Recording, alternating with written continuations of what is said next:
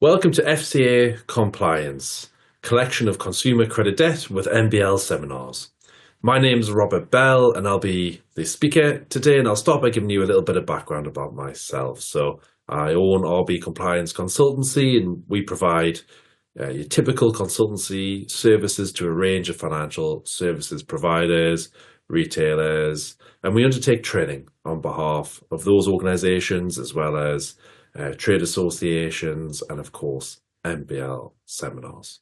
My background is in law and then financial services compliance. After that, I've authored a book on the consumer duty, a practical guide to the FCA's consumer duty with Law Brief Publishing, and I write guidance on behalf of the Money Advice Trust.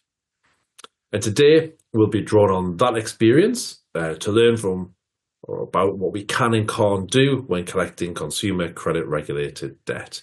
The FCA continue to tighten their focus on sectors following their portfolio approach and using the consumer duty as the yardstick for measuring compliance.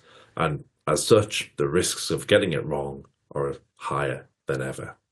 It's therefore imperative that you at least match the level of compliance shown by your competitors. And after watching this webinar, you'll be able to understand the key rules impacting the collection of regulated debt and where firms have undertaken poor practices in the past.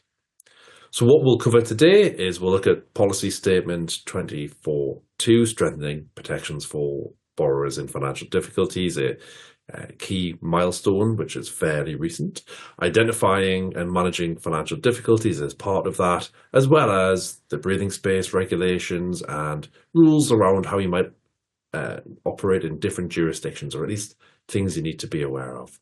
Of course, then we'll come back to the consumer duty, the role that debt collection has and how to achieve good customer outcomes.